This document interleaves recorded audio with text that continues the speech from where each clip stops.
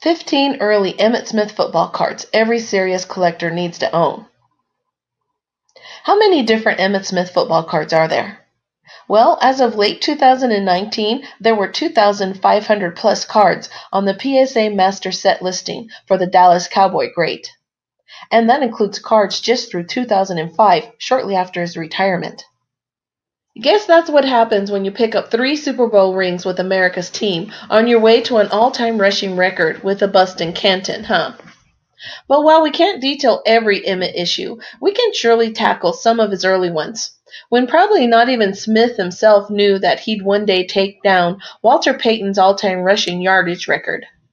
In that spirit, here are 15 great Emmitt Smith football cards issued from 1988 through 1991, covering his first appearance with each company, plus a few goodies. 1988 Florida Burger King Gators, Emmitt Smith, number 2. If you want a truly limited Emmitt Smith card, and one that could rightly be called a pre-rookie, this might be the one for you. Issued by McDag Productions through a promotion at just 6 Burger King restaurants in Florida, this 16-card set showered even more publicity on the already hot Florida football program. Be careful if you're in the market to buy one of these, as counterfeits abound.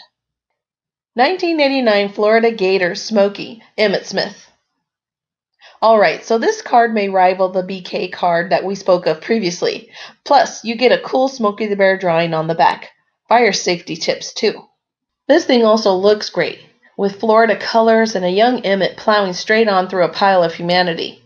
It's another high-value pre-rookie that would look good in pretty much any collection. 1990 Action-Packed All Madden Emmitt Smith, number 9. This set was a separate 58-card box set that celebrated the 1990 All Madden team, rookie Emmitt included.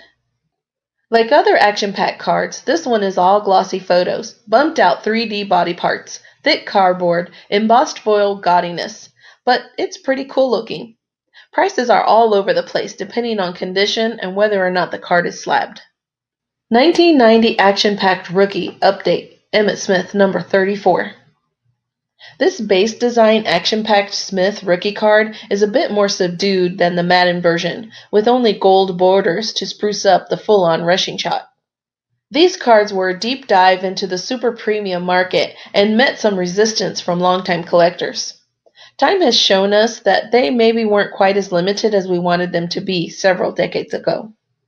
1990 Flair Update Emmitt Smith rookie card, number U40.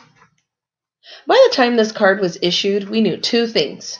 Emmitt Smith was a stud running back for the still not great Dallas Cowboys, and 1990 Flair football card sets were about as common as a John Elway Super Bowl loss. But Flair missed out on the Emmitt rookie train with that inaugural set, and so they went ahead and included him in their update set after the season. It's a bit more limited than the base set, and the Smith rookie card is still popular today. 1990 Pro Set Emmitt Smith rookie card, number 685. Pro Set was back for their second run in 1990, and they apparently decided the best thing they could possibly do would be to keep pace with Flair and whoever else cranked up their presses when it came to the size of their print run.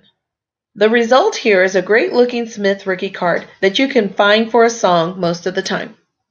1990 Score Rookie and Traded Emmitt Smith rookie card, number 101T. Like Flair, Score skipped Emmitt in their 1990 base set, but they came around in time to include him in their rookie and traded issue later in the year. This one seems to be a bit more scarce than its 1990 counterparts.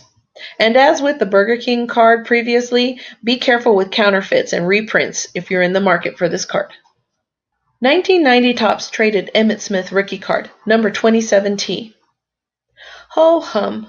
Another major card company that didn't get Smith in their 1990 base set, but then included him in their late season update.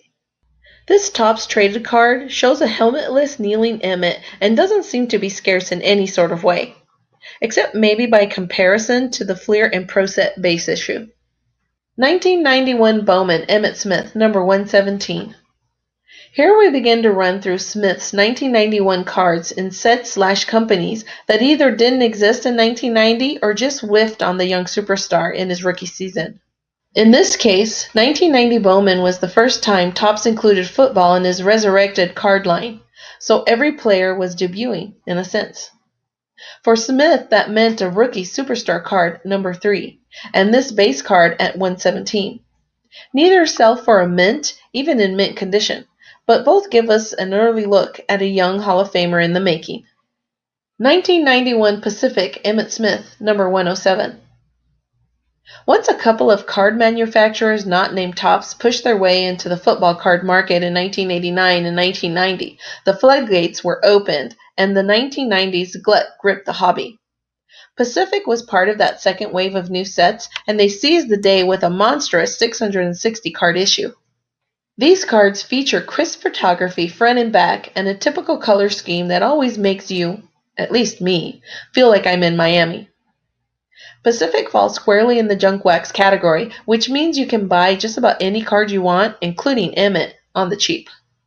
1991 Pinnacle Emmitt Smith, number 42.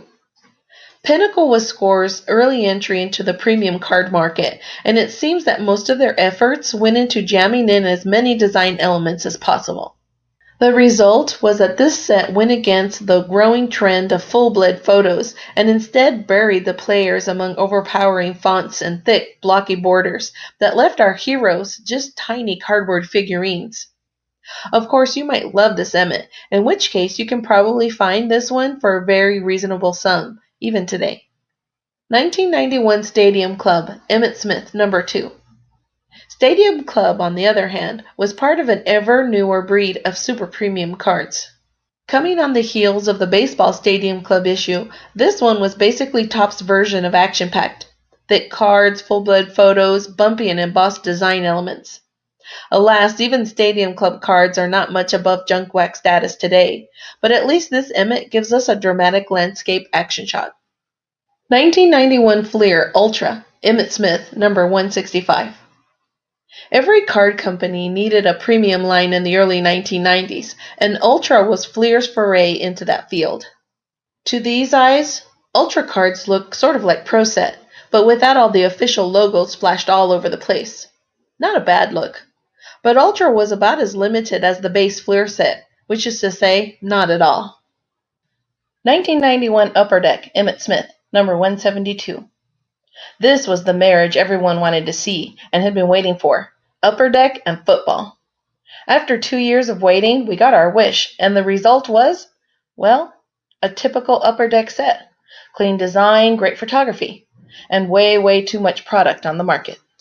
So here today, we have a great-looking Emmitt Smith card that's worth about the same as the program from your cousin's son Christmas choir program at Patty's Premium Pre-K last winter.